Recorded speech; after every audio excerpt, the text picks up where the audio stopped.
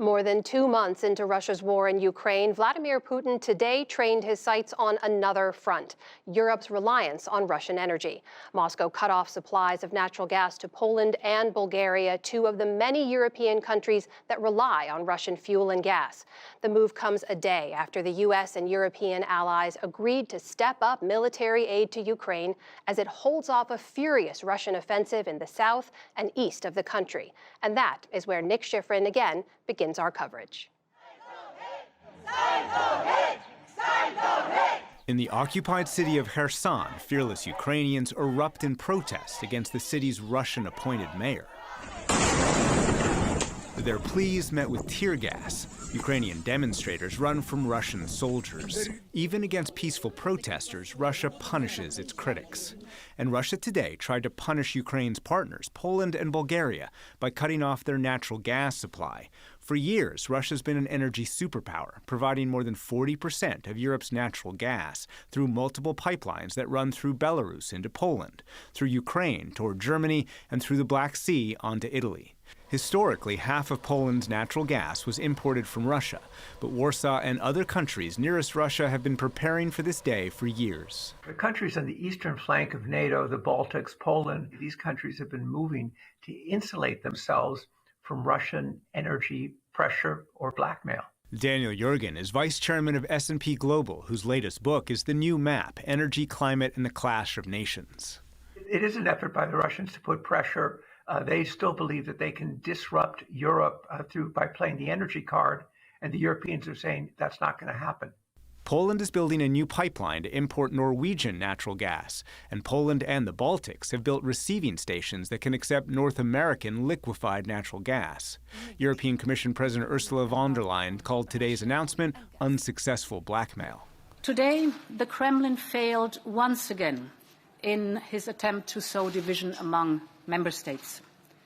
The era of Russian fossil fuel in Europe is coming to an end. Until recently, the main holdout has been Germany, Europe's largest importer of Russian natural gas, where the natural gas pipelines are Russian, and Gazprom owns facilities throughout the country. Some of Germany's oil refineries are also owned by Russia, and until recently, more than 80% of all the gasoline in planes and cars in Berlin has been Russian. But the Ukraine invasion lit a fire under Germany's government.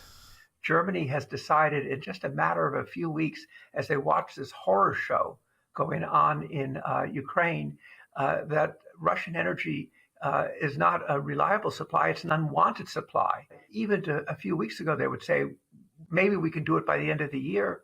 Now, the economics minister is saying we could actually do it in a matter of days. That's pretty remarkable. At today's prices, Putin's Russia still sells $250 billion of fossil fuels every year. But Europe's reducing its dependence on Russian energy is the beginning of a long-term shift. Up until the invasion of Ukraine, we would have described Russia quite correctly as an energy superpower. Its days as an energy superpower, the ability to use its energy for political clout, and the revenues it's counted on, those days are ending. But the war in Ukraine is not ending. And today, President Vladimir Putin reiterated that his goals go beyond the self-declared Russian territory in eastern Ukraine. All the tasks of the special military operation will be unconditionally fulfilled to guarantee peace and security, in the historical perspective, for the residents of the People's Republic of Donetsk and Lugansk, Russian Crimea, and the entirety of our country. Today, Russia said it launched strikes on Western weapons in Ukraine, and yesterday destroyed a key bridge on Odessa's outskirts. In Mariupol, Russians and their separatist allies control the city center, and today showed off their bloody handiwork, the theater hit by a Russian bomb last month, killing hundreds of civilians. But there are also explosions inside Russia. An ammunition depot near the border and two other sites deeper inside the country flared up in fireballs, but it's unclear why. But even as the war rages, the U.S. and Russia managed to agree to a prisoner exchange. Russian state TV showed former U.S. Marine Trevor Reed boarding a plane back home. He was sentenced to 9 years in jail in 2019 for ripping a logo off a Russian police officer's uniform.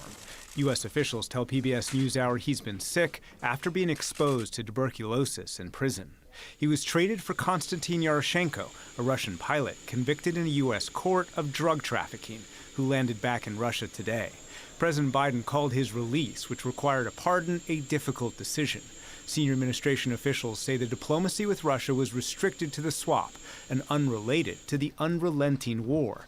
This video today of a Ukrainian hospital bombed by Russia while full of patients. For the PBS NewsHour, I'm Nick Schifrin.